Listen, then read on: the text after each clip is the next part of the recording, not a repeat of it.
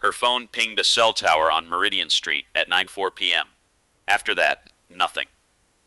47 minutes of complete digital silence. Claire Ashton had vanished from the grid.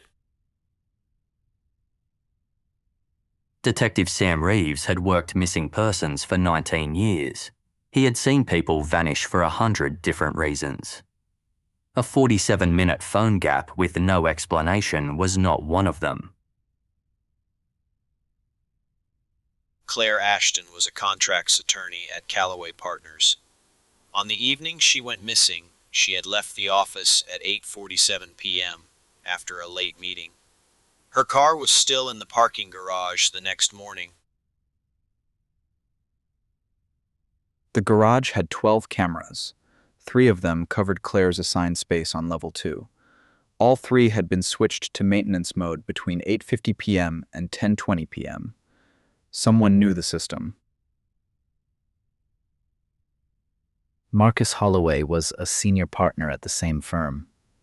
He and Claire had worked together on the Brennan Contract for 8 months. He was the last person to leave the office the night Claire went missing. Holloway told Reeves he had driven straight home after leaving at 9:15 p.m. His wife confirmed it. His building's key fob log showed entry at 9:52 p.m. That left 37 minutes unaccounted for. Maya Torres pulled Holloway's cell tower data within 48 hours. What she found stopped her mid-sentence. His phone had pinged the same Meridian Street tower as Claire at 9:07 p.m., 3 minutes after Claire's last signal. At 9:09 p.m., Holloway's phone went completely dark. No calls, no data, no location. For 47 minutes, his phone simply ceased to exist on the network. Then at 9:56 p.m., it reconnected, 4 miles away. A phone in airplane mode generates no signal.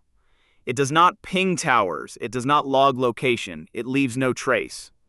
Holloway had told Reeves he never used airplane mode. He said he found it inconvenient.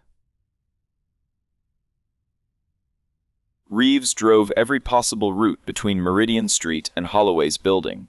The fastest route, 18 minutes. The slowest, 22.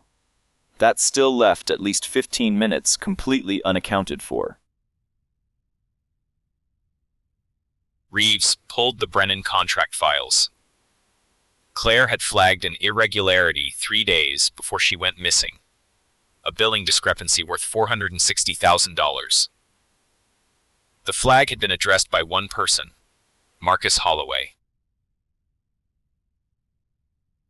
Gerald Carter ran the newsstand on the corner of Meridian and 4th.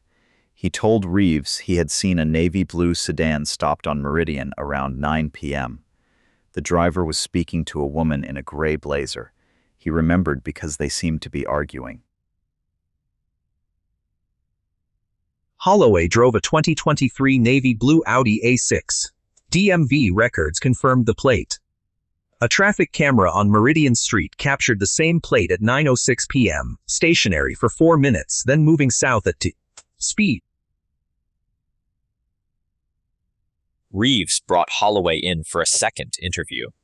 This time he placed the traffic camera screenshot on the table without a word. Holloway looked at it for 11 seconds before he spoke.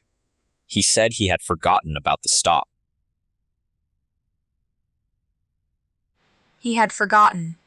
A 4-minute stop at the exact location where Claire went missing, 3 minutes after her last signal, on a night when his phone went dark for 47 minutes. He had simply forgotten. The traffic camera, the cell tower overlap, the financial motive, and the amended story were enough. Judge Pierce signed the search warrant at 11:42 a.m. 2 hours later, Reeves and his team were at Holloway's residence. The Audi A6 was forensically processed in the parking bay of Holloway's building. In the boot lining, technicians found Claire's building access card and one of her silver earrings. Both had been wiped. Neither was clean enough. Records showed Holloway had rented a storage unit on Clearfield Road 3 weeks before Claire went missing. Unit 14B had been accessed at 10:48 p.m. the night she vanished. The padlock was cut off when Reeves arrived. Claire Ashton was found in Unit 14B. She was alive, dehydrated, frightened, but alive. She had been held for 31 hours.